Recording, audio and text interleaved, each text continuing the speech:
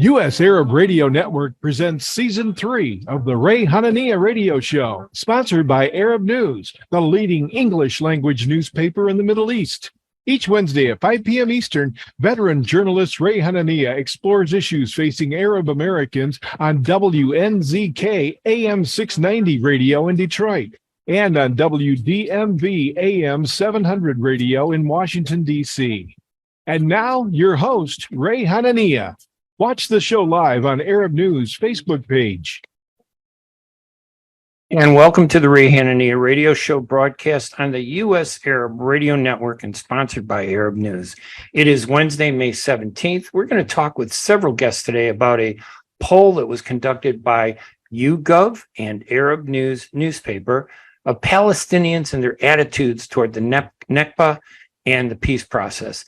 Our guests include Tarek Ahmad, the Director of Research and Studies Unit at Arab News, who oversaw the poll, which is available at arabnews.com.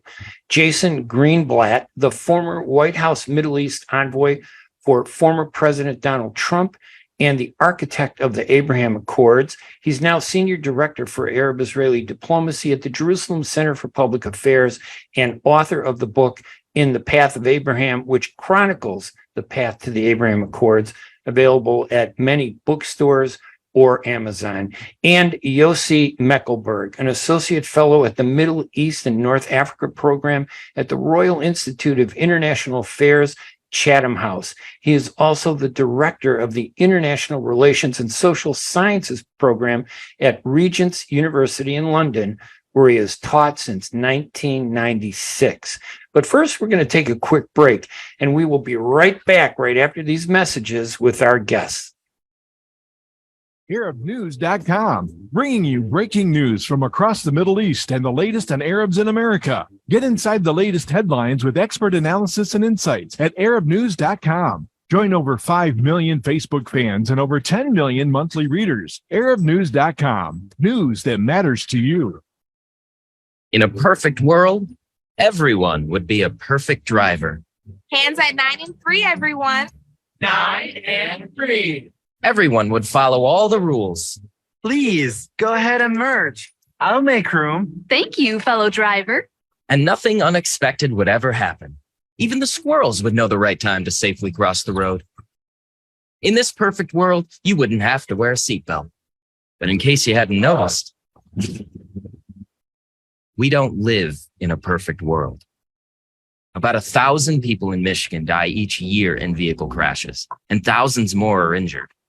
Wearing your seatbelt reduces your risk of death in a crash by 45% in a car and by 60% in a pickup truck.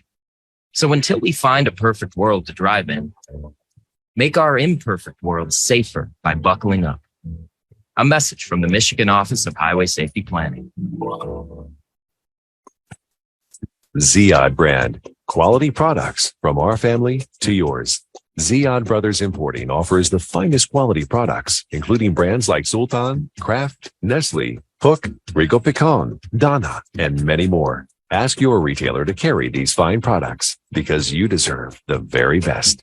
For more information, visit our website at www.ziad.com. That's www.ziad.com. Ziad, quality products from our family to yours.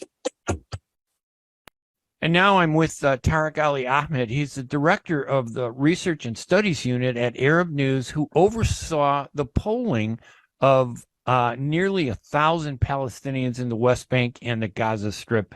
Tarek, welcome to the program. Thank you, Ray. Thank you. A pleasure for me to be on the program with you. Absolutely. So my understanding is the poll is conducted on Arab News' behalf by YouGov, which is a British polling agency, which has a margin of error and includes 953 respondents.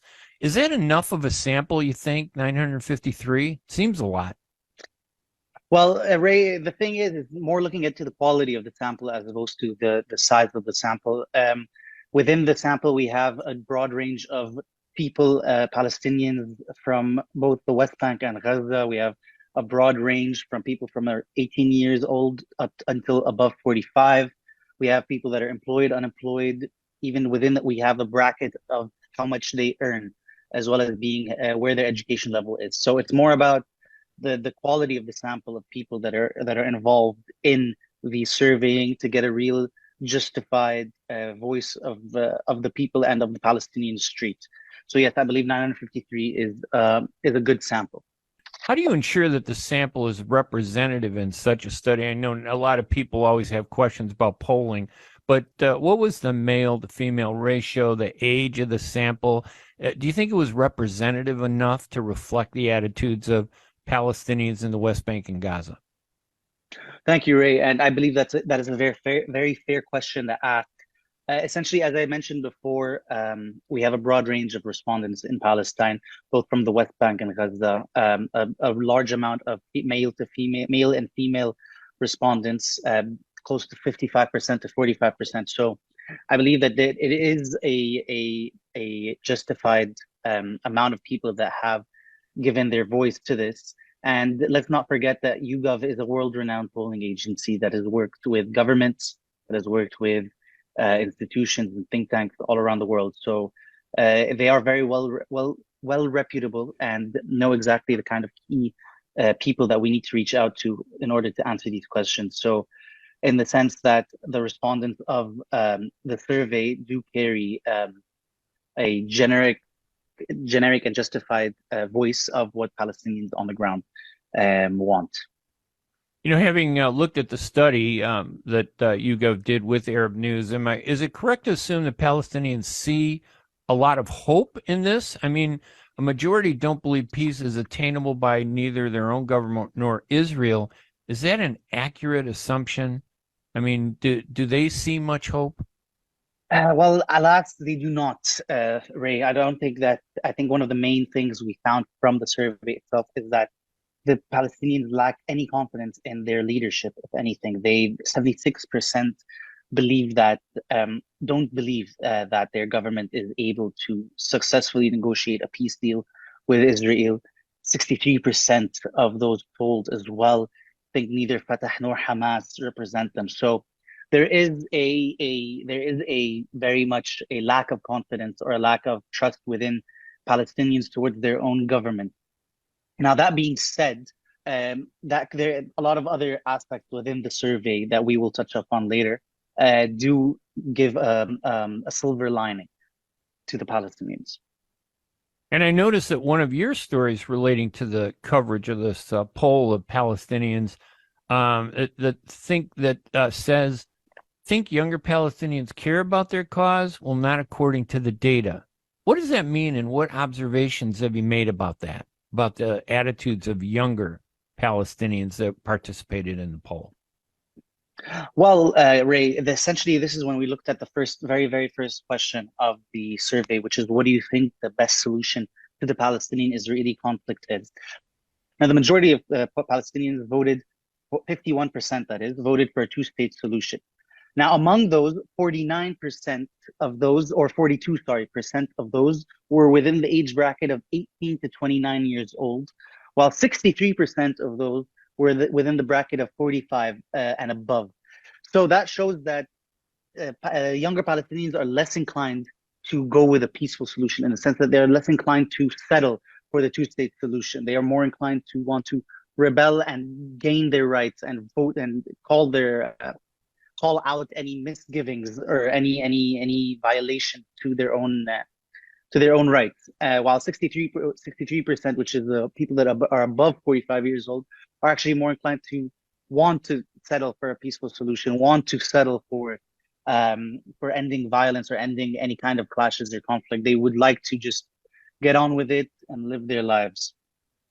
And an interesting observation here is the fact that while Palestinians see the U.S.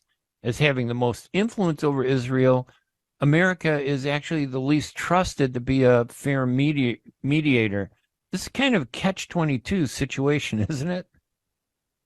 Well, if you think about it, you can think about it as a catch-22 situation. I would look at it personally as something that makes more sense. When you have the U.S., which has been one of the lead mediators of peace between Israel and Palestine, with looking back at the Camp David Accords, the Oslo Accords, Abraham Accords, and whatnot, U.S. has the most influence over Israel. And given the trajectory of how the peace negotiations over the years between Palestine and Israel has gone under their watch, it makes sense that the Palestinians are least trustworthy of them, with a total of, I believe, it's 59% voted U.S. as the least trustworthy mediator among them. What's most interesting is seeing Russia, which was the highest ranking among Palestinians. Yeah, I was going to 25%. ask you, studies suggest China and Russia are more trusted by the Palestinians. What do you think are the factors that contribute to that feeling among the Palestinians? Well, Ray, as I said before, regarding the U.S. Having had a long run at trying to mediate peace between Palestinians and Israelis and failing to do so, and as actually our editor-in-chief mentioned in an interview on CNN, insanity, the definition of insanity is repeating the same thing over and over and expecting a different result each time. So as we've seen from actually the most recent groundbreaking negotiation between Iran and Saudi Arabia that were brokered by China, the Palestinians maybe are seeing a better looking at alternatives that could actually help with this. We've seen that even 80% of Palestinians would welcome a Chinese-led initiative to help broker peace. So that shows that the Palestinians are eager to try new outlooks or new perspectives to the negotiations, as opposed to sticking with the U.S. And of course, the Chinese are very successful with, bringing Iran and Saudi Arabia together. That's pretty significant. I mean, people look at that and say, look, two nations that have been in conflict so intense. How is that different from Palestinians and Israelis? So maybe that might be, wow, they can do that there. They could do that, in the West Bank and in Israel. That's interesting. And finally, this isn't the first YouGov poll Arab News has conducted. Can you give us a little rundown on some of the prior studies that the Arab News and YouGov poll did together in the past? Well, we've done quite a lot, actually, Ray. We've done it's over 10 polls with YouGov. Among them was looking at what Arabs want out of the 2020 U.S. elections. What another one was how British people view the Arab world, even how Arabs view Japan. We've worked with YouGov a lot recently, specifically on looking at what the people of the Arab world want with regards to the geopolitical situation. Our most recent survey before this actually was looking at the Russia and Ukraine war, where we looked at where Arabs stand, and a majority of them, funny enough, stand right in the middle. They do not want anything to do with the war. They don't want anything to do with the conflict. If anything, what they want from their countries is to try to hold a diplomatic mediator position between Ukraine and Russia, given the close ties that the Gulf and the Middle East has towards both Russia and Ukraine. So this is among some of the few polls that we have done ourselves with YouGov, but I'm sure that there will be many more to come and more to look into. All right, our guest today, Tarek Ahmad, Director of the Research and Studies Unit at Arab News, who oversaw the poll between Arab News and YouGov on Palestinian attitudes toward the peace process and the current conflict. Tarek, it's always a pleasure talking with you and to have you on our radio show. We appreciate it. Thank you very much, Ray. It's a pleasure to be on. All right, everybody, stand by. We're going to take a quick break. When we come back, we'll meet our next guest. I'm Ray Hanania. We'll be right back right after these messages. ArabNews.com, bringing you breaking news from across the Middle East and the latest on Arabs in America. Get inside the latest headlines with expert analysis and insights at ArabNews.com. Join over 5 million Facebook fans and over 10 million monthly readers. ArabNews.com, news that matters to you.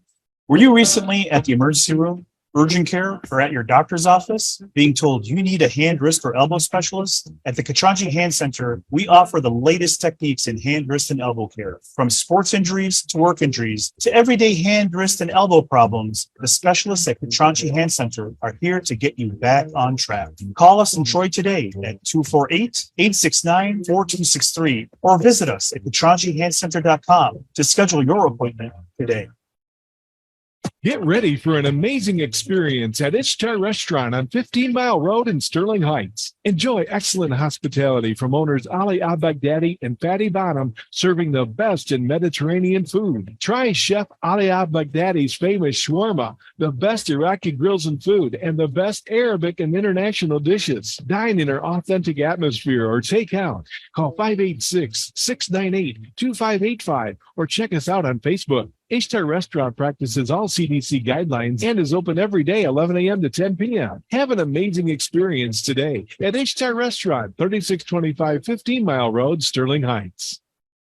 And now I have Jason Greenblatt. He is the former White House Middle East envoy for former President Donald Trump.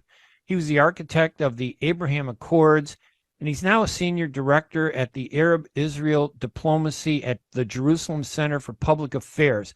And he also, by the way, is the author of the book In the Path of Abraham, which chronicles the path to the Abraham Accords, which is available at any bookstore or at Amazon. Jason, thank you so much for joining us today. Thanks for having me. It's always a pleasure to speak to you. I appreciate you doing this.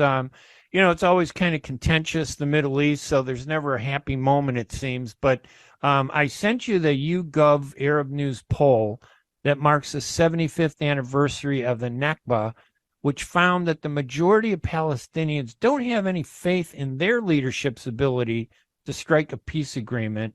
But it also found that most Palestinians don't even identify with either Fatah nor Hamas.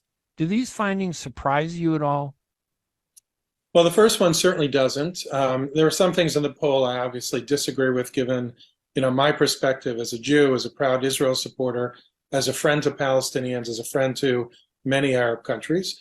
But that specific issue doesn't surprise me. I think the Palestinians, they're very smart. They realize that their leadership has failed them. The leadership in Gaza, who I view as terrorists, just subjugate the Palestinians, the nearly 2 million Palestinians who live there, who suffer because of that leadership. And the leadership in what I would call Judea and Samaria, what your viewers and listeners probably call the West Bank, or something else that I wouldn't say, I think they recognize that they've been failed. They have a terrible economy. Their lives just continue to get worse and worse. There's no road to peace. There's no road to a better future. Well, when we go back to the poll, they don't have any confidence in their leadership. They don't have any faith in the ability to reach a peace accord. What choice, though, do you think the Palestinians have? Is it not like it's not like they have an upcoming election where Fatah and Hamas have garnered so much power that it's almost impossible there would be any other leadership emerging. It doesn't seem like they have a choice moving forward for them in their own community. No, it is very unfortunate for them. I speak to my Palestinian friends constantly about this. So, of course, those in Gaza really have no choice whatsoever. Anytime they pick their head up and try to say something, it's a disaster for them. Those in the West Bank obviously have it better. I mean, the freedom to speak is much more limited than it would be for me as an American, for you. But they can definitely say certain things. But at the same time, it becomes challenging for them with their friend group. It becomes challenging for them socially. It becomes challenging for them business-wise. So they are in a very tough spot. That said, President Abbas is quite elderly. He's in his 80s. He seems to be quite healthy. I know there are always scares, how long will he remain in office? Nobody really knows that.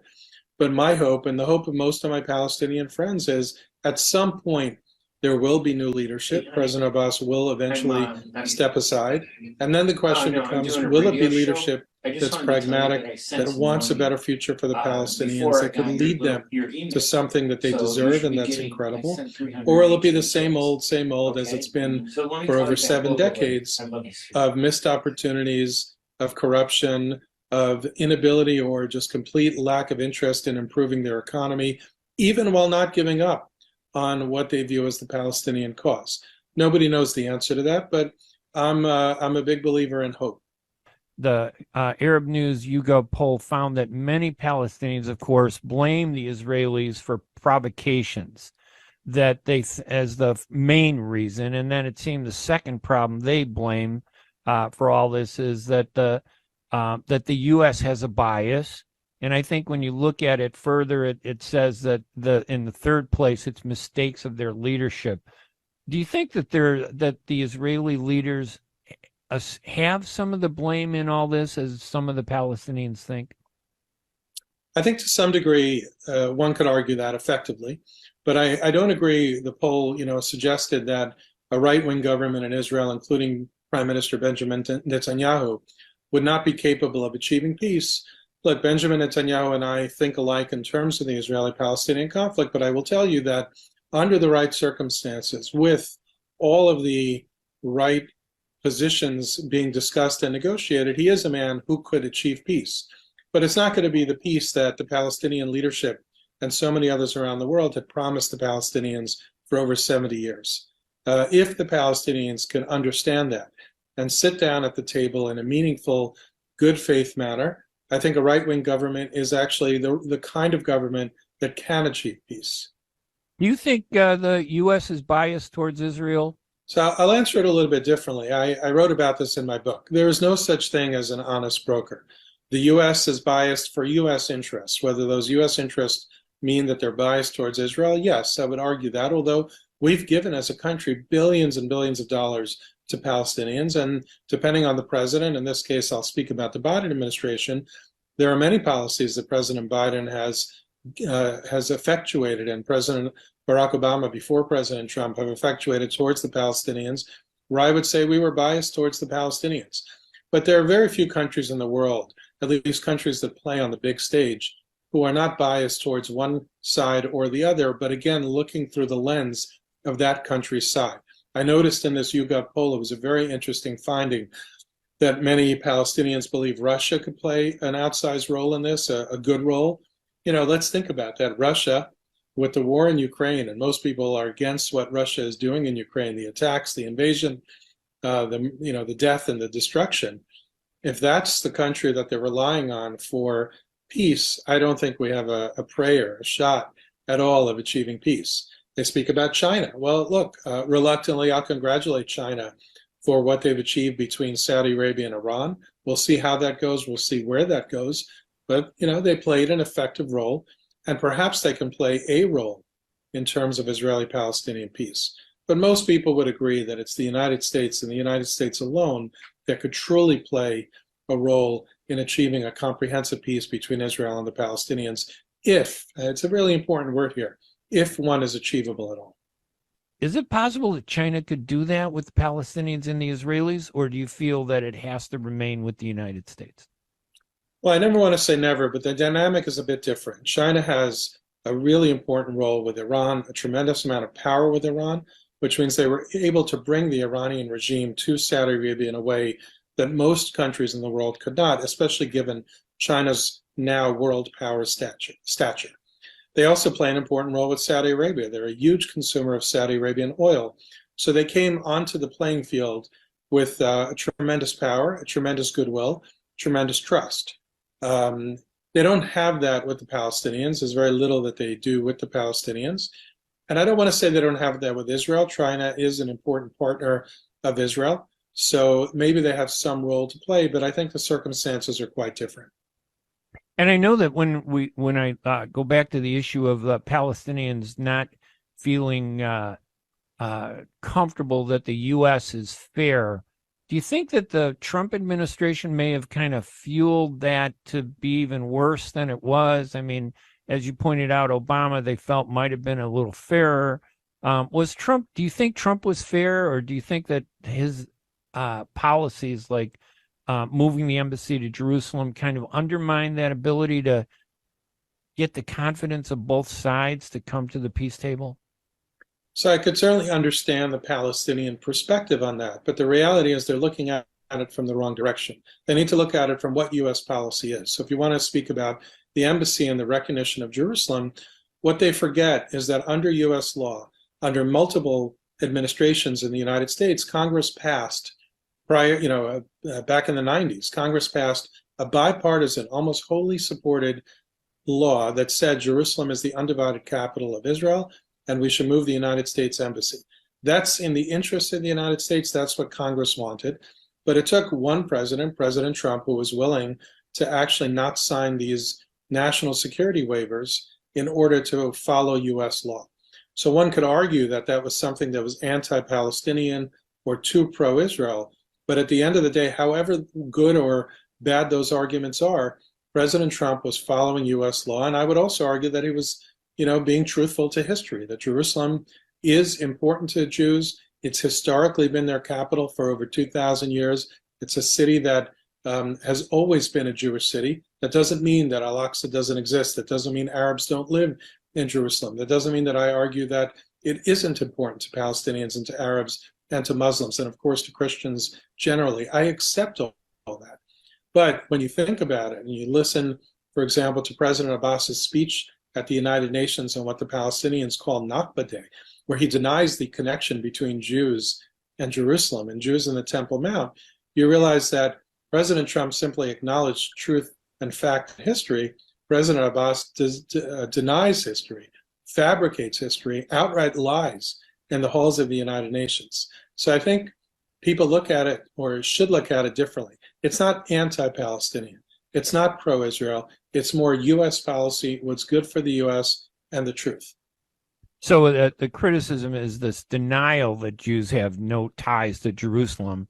That seems a little way out there too. I agree, but the fact that you do recognize that everybody does have a tie there. I mean, even my own family, centuries lived in Jerusalem, and we're Christian Palestinian.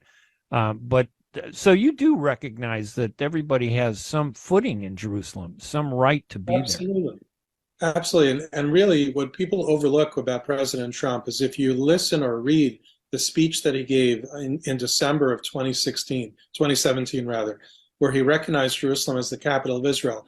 Look at the very end of the speech. This was such important language where he spoke about the ties of all the major religions to Jerusalem, to the Temple Mount, to Al-Aqsa, to what Muslims call the Noble Sanctuary. And his view was he wants to see Jewish kids and Muslim kids and Christian kids respecting those holy sites, and others respecting the fact that it is holy to all these world religions.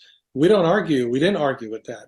Whereas President Abbas and others like him argue about the Jewish connections, perhaps the Christian connections, but they generally use that to their advantage in terms of their arguments. But they argue about the Jewish connections to Jerusalem all the time. Now, you played a major role in Abraham Accords. I described as the architect, and in fairness, there were other people helping you. But I think when we think of the Abraham Accords, I think of you, because it was a plan that was spelled out pretty well. But when you read the poll, it doesn't seem like a majority of the Palestinians feel that it was positive, that it was a good move. And they even seem to suggest that it may have encouraged Israel to be more aggressive towards them. How do you react to that? Well, first of all, I was lucky to be part of an amazing team, President Trump, Jared Kushner, David Friedman, Avi Berkowitz, so many others, and great leadership in the Middle East who helped us, who really created the Abraham Accords. I would say that this is one of the biggest misses of the Palestinian side and the Palestinian people. Imagine what could happen if they embraced the Abraham Accords, the business that they could do, the economy, how it could improve. They need to separate their political aspirations, their negotiations, with their economy. It's one of the biggest mistakes that the Palestinian leadership has made over the decades. They could improve their economy, they could make lives better, they could allow so many people to have jobs if they didn't allow themselves to be blocked by their political leanings. Think about it. Palestinians speak Arabic, many of them speak Hebrew, they're very smart, they're very talented. Imagine that they could be the glue to the Abraham Accords, even while there's no peace deal between Israel and the Palestinians. And eventually, hopefully, one day there will be. But to walk away from it and stay, it was, as the late Saeb Erekat said, that it was a stab in the back of the Palestinian people by an Arab dagger. That's the worst thing you could say, and the worst thing you could do for the Palestinian people, in particular because these Arab countries have given billions of dollars to help the Palestinian cause. Go ahead. Sorry, just to answer your question, yeah. I don't think it's caused Israel to be more aggressive with the Palestinians. I think when Israel is aggressive, it's because they have fear of being attacked, or they are being attacked. I don't think that they're tying the Abraham Accords to their state of aggression. It so happens that, as is always the case, there's ebbs and flows of violence. Right now, we're going through a very, very bad time of violence, of terrorism. and that causes Israel to be more aggressive. But I don't think Israel is being more aggressive because of the Abraham Accords. Do you think it's fair that for them to say, though, that this new government has been a little further to the right and some of the new restrictions, like you couldn't wave a Palestinian flag or stepped up increase in the number of settlements? Isn't it kind of provocative, or is that more of a reaction to what you think is the environment there? I definitely think it's much more of a reaction to the environment. I do think the government is more right-wing. There are certainly some ministers in the government who say things that shouldn't be countenanced. I think that they say hateful things, and I don't agree with them. But I think as a whole, the government is trying very hard under challenging circumstances, even having nothing to do with the Palestinians. You have the judicial reform protests. You have all sorts of things going on in Israel. It's a challenging time. And I think that I think the view is that this right-wing government is very bad for the Palestinians. I think a certain portion of this right-wing government is, two ministers in particular, and I'm against those statements that some of those ministers have made. And I don't think that people should be focusing on it because I don't think it's what the Netanyahu government as a whole thinks. When you look at the results of the Abraham Accords, have they been as successful as you thought they would be? I think between Israel and the UAE, it certainly has been an enormous success, and it will continue to grow. I think between Israel and Bahrain and Israel and Morocco, there's still a lot of work to do, not because the people don't want it and don't support it, but I think it just takes time for things to go through the system.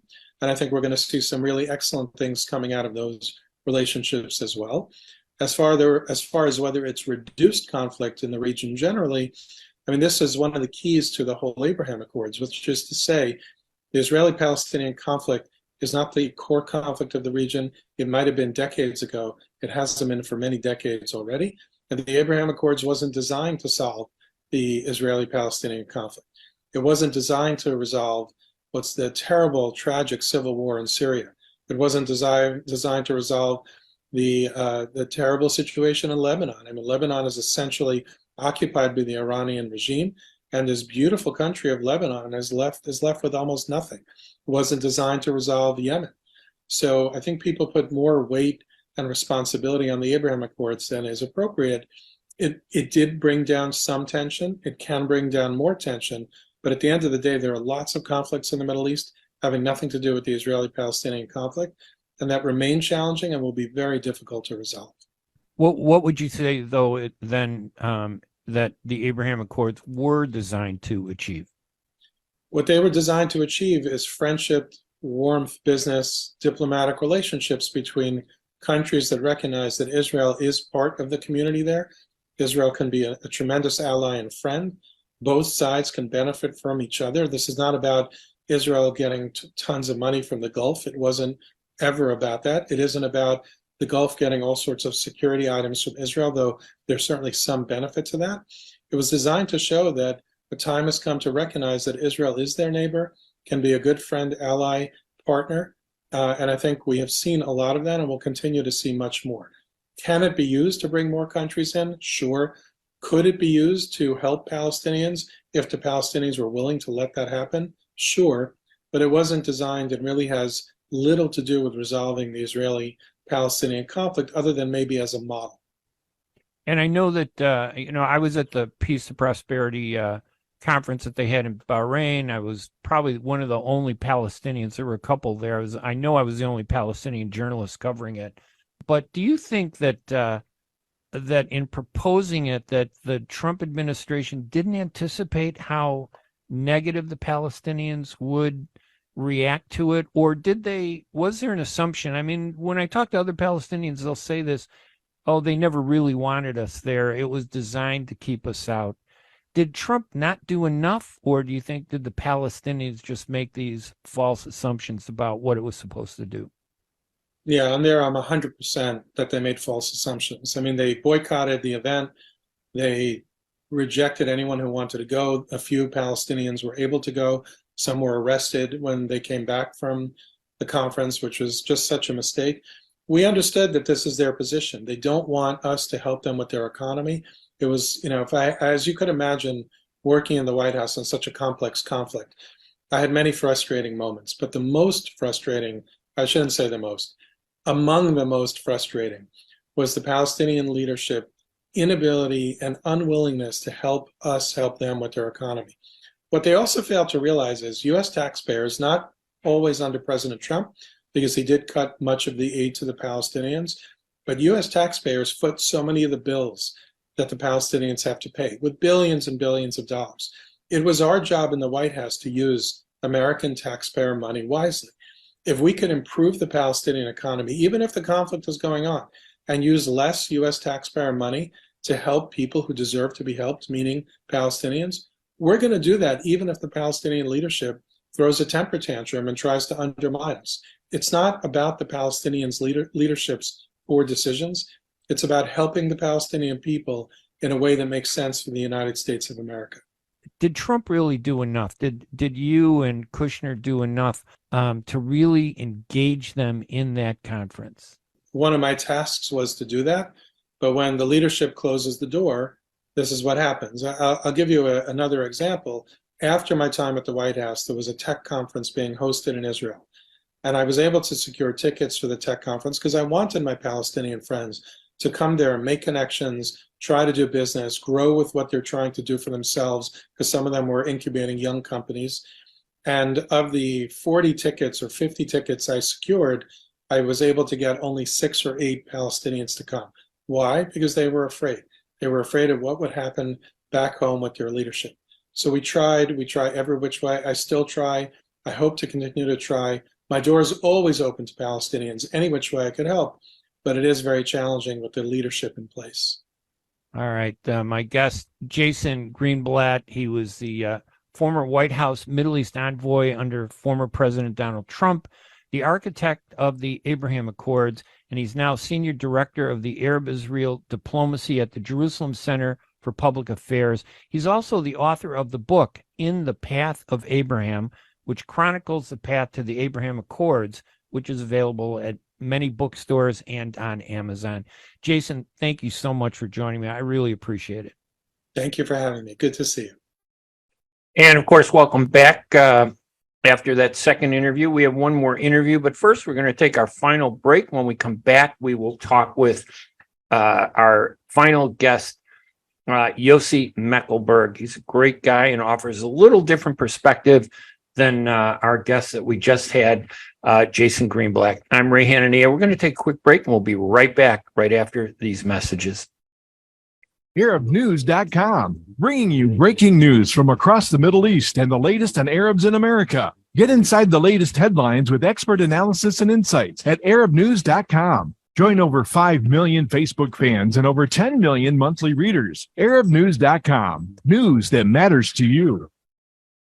Life for Relief and Development has now been rated as one of the best charities for humanitarian aid. Life's humanitarian projects span the globe, and Life is celebrating its 30th anniversary of providing essential life-saving aid to people and communities in 36 countries, regardless of race, color, religion, or cultural background. Where there is life, there is hope. And when disaster occurs here or around the world, including being one of the first responders to the Turkey-Syria earthquake crisis, Life for Relief and Development rushes in to provide food, medical aid, and shelter to those in need. We are looking to help the earthquake victims, and we take 0% overhead on emergency donations. So please help improve these efforts. Learn more about our involvement to help the helpless and bring hope where it's needed most, and make your tax-deductible donation to Life for Relief and Development now at lifeusa.org or call 248-424-7493. That's 248-424-7493.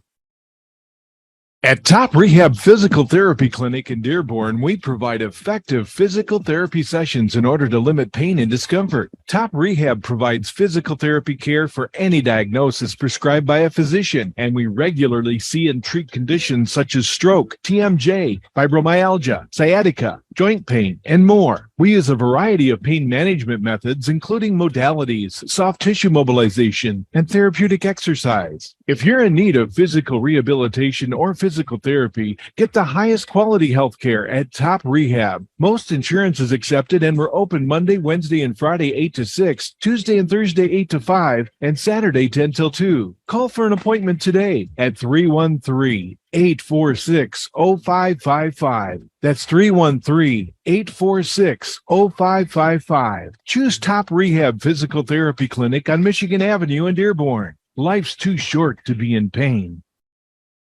Now I'm pleased to welcome Yossi Mekelberg, an associate fellow at the Middle East and North Africa program at the Royal Institute of International Affairs at Chatham House. He is a visiting professor at the University of Roehampton. Yossi, thank you so much for joining our radio show today. Thank you for having me. Now, as you know, the Arab News and YouGov poll that was conducted marking the 75th anniversary of the Nakba found that the majority of Palestinians don't have any faith in the current Netanyahu ultra-right-wing government's ability to strike a peace agreement. Does that finding surprise you? I think for those of us who follow this conflict for many years, we are not surprised by this. It's good. I think it's the survey itself is really important. It highlighted some really important, poignant issues that bother Palestinians, especially when commemorating the 75th anniversary of the Nakba. But the idea that we are in a point actually that Israelis don't trust Netanyahu and they are protesting out there in the streets.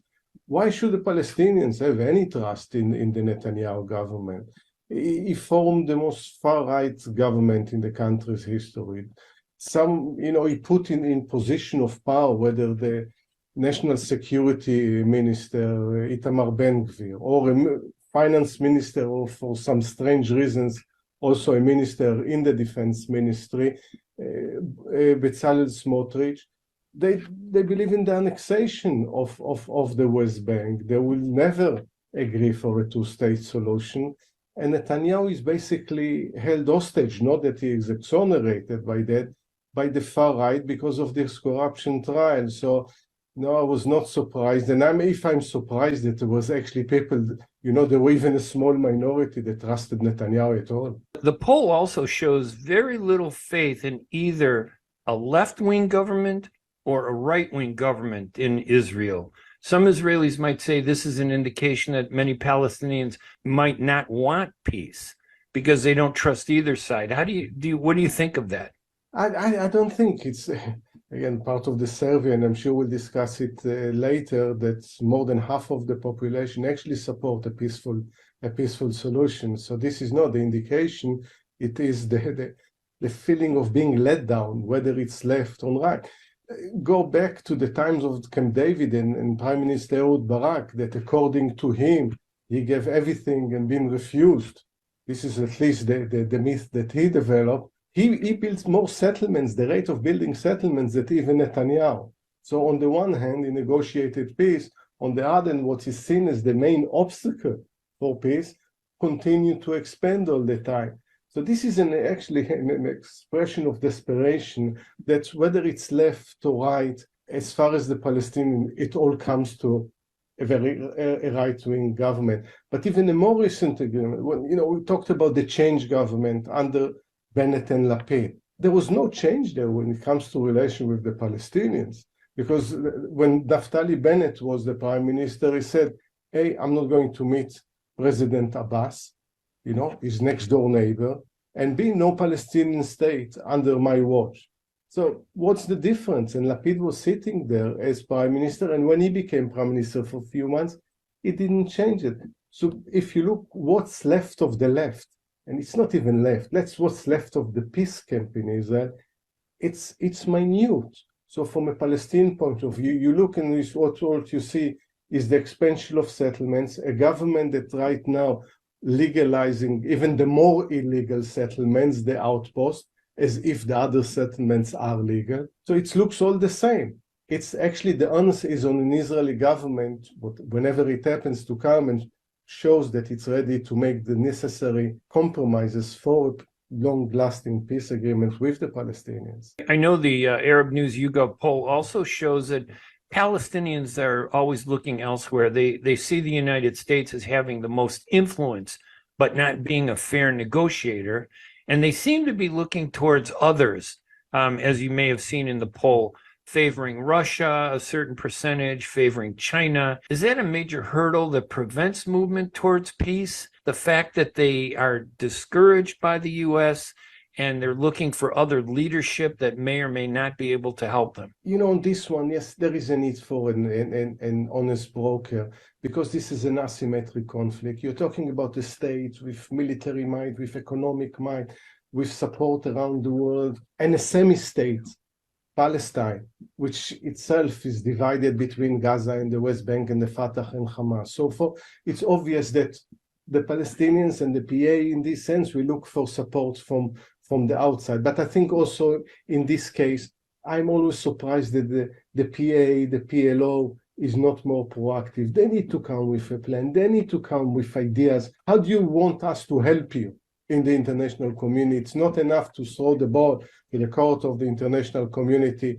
It's your responsibility. And I agree, there is, to a large extent, there is a responsibility, a collective responsibility of the international community. Now, the frustration, I think, with the United States is, on the one hand, as this Arab News YouGov survey demonstrates, is that everyone believes the United States has the ability to influence to influence Israel, but it doesn't want to do that for its own political reason. You're based in the United States. You know domestic politics better than me in the United States. What are the chances either Republicans or Democrats, especially a year and a half before presidential elections, are going to make any move towards trying to influence Israel? But then, I found it actually interesting that so many Palestinians put their faith in Russia. Under the current political circumstances, I won't. But it's interesting, actually, that more and more see China as potential. I don't think it comes with the baggage that some other countries in the EU or the United States come. What seems as a success in bringing rapprochement between Iran and Saudi Arabia, get some street credence among the Palestinians. Maybe it's a new dawn. In your column this week at Arab News, you write that Israel's statehood 75 years ago and the coinciding Nakba were inseparable. Yet we see both sides denying each other's experience. Is it possible that it is impossible to bring the two sides together? In other words, they each talk about their experience, but they won't acknowledge the other experience. How do you bring two people like that together? I take the risk that once again I will be accused of being an eternal optimist. That's all right. I think, yes, in history, all conflicts come to an end, one way or another. And we would like to see a peaceful way for it to come to another. I think that's where, in the last, definitely since 2000 and the gradual collapse of the peace process, people don't meet each other. Israelis and Palestinians, mainly Jewish Israelis and Palestinians, don't see each other. And they stop seeing the human side of this conflict. And this is, for me, a big tragedy if you try to build what I think in a peace process, the need for a critical mass. For me, the biggest mistake in Oslo, which was an elite. It never thought about we need to build actually the support among the people. Because they thought we have the ideas, we know where to take it, and the people will follow us. And they didn't. So now I think it's just to be reversed and to have more grassroots activity to bring people together and also to try to reconcile the narratives. And again, it's interesting what Israel celebrates, of course, its 75th Independence Day, and for Palestinians, it's a day of commemorating a disaster, the Nakba. And these two narratives needs to work, because you don't have one without the other. That's what happened in 1948. And there should be recognition, as you mentioned, and I mentioned it in my column, for the Israelis, the Nakba never happened. And unless the Israelis, I mean mainly the Jewish Israelis, not the Palestinian Israelis, if they don't acknowledge that they contributed to the suffering of the Palestinians, I don't think they can move forward, and also to see the need to create a situation, not restitution, because this is not going to happen, but towards a fair and just solution for everyone. And it can be done, but it needs the goodwill. It needs to accept that this country belongs to both people, but not exclusively. And according to the poll, a majority of Palestinians oppose the Abraham Accords that were put together under President Trump. They see them as empowering Israel's movement to the far right. And it may be the cause, the harsher policies that the Netanyahu government has implemented. Was it a mistake on their part not to go, at least to confront the Abraham Accords when they were unveiled in Bahrain at the Peace for Prosperity? I can understand Palestinian opposition of the Abraham Accord because the initial response was, we are going to be sidelined. And on this one, they were right. And I think I remember at the time when I was asked about the Abraham Accord, we all want to see countries normalize their relationship. That's better in international relations than not normalize relations. But I think in this sense, we should go back to the Arab initiative, the Saudi initiative of 2002. Normalization is better followed by peace agreement with the Palestinians. Now, there were two options back when the Abraham Accord was signed. One is that it would create a momentum of peace, and Israel will feel more secure because the idea everyone around us is against us and want to destroy us is not valid anymore. Israel is peace with Jordan and with Egypt, and normalization with the UAE and Bahrain and Morocco, even Sudan. So in many ways, it leaves most of its borders are actually peace borders. And there is no real strategic threat unless you look into Iran and the Hezbollah that can be seen as one, potentially. So it should have instilled confidence in also making progress with the Palestinians. So this was one option. The other option, which sadly that's what happened, Israel became complacent and arrogant about it. Why do we need to actually make any progress on the Palestinian issue? There is no rush. And that's what we see today. And this brings me to your other question. I think the Palestinians need to be proactive. They can't wait for the world to solve it because the world is moving in other direction. If you look at the priority, you know, it's where you sit in the United States. I see it here in London, and in this sense, I still may call London Europe. It's the priority is different. Whether it's Ukraine, we had Brexit here, cost of living, without really proactive. And it has to start with some unity among Palestinians, and the divisions between Fatah and Hamas and between Gaza and the West Bank weakens them. So they need to find a way, A, to unite forces, and B, to come with a plan, say, that's what we expect of the world to do, because there is commitment going all the way to resolution 1 and so dozens and dozens of resolutions that support two-state solution. And then finally, of course, the government has been going through somewhat of a constitutional crisis and an unprecedented protest that we saw, you know, over the past few months. How do you think this might impact the peace process with the Palestinians? Or has this constitutional crisis pushed the Palestinian issue way down to the side? Yeah. I can tell you what's my fear and what's my hope. My fear is exactly what you suggest. It might push it to the sidelines. And I visited there and went to observe and participate in the protest a month ago. And, you know, the Palestinian issue is hardly mentioned. And when I write in the newspaper, people tell me, don't write about it. You need to keep the soft right part of the about the coalition against the government, the coalition against the judicial overall. So this is one side of that. But my hope is actually it will start people thinking that actually there is a direct connection, direct link between the occupation and the erosion of Israel democracy. For now, most Israelis refuse to see that you can't have your nice, cushy democracy on one side of the green line and harsh oppression on the other one. And the same courts will treat some people in one way and other people in a completely different way. This is what erodes Israel democracy since 1967. So I think the other thing which makes me a bit hopeful is people are ready to go to the street when it's right to do so. And I also hope we talked in Israel for many years about the crisis in leadership. And I hope that out of this, and I heard some of the leaders of this demonstration, that organically would emerge will emerge a new leadership that will be able to see the connection between the occupation and the anti-democratic tendencies within Israel. So this will be the case, best case scenario. Can I guarantee it's going to happen? Unfortunately not. My guest, Yossi Mekelberg, an associate fellow at the Middle East and North Africa program at the Royal Institute of International Affairs at Chatham House, and a visiting professor at the University of Roehampton. He's also a columnist who writes often and very inspiringly, I might add, at Arab News. Yossi, thank you so much for joining us. Thank you so much for having me.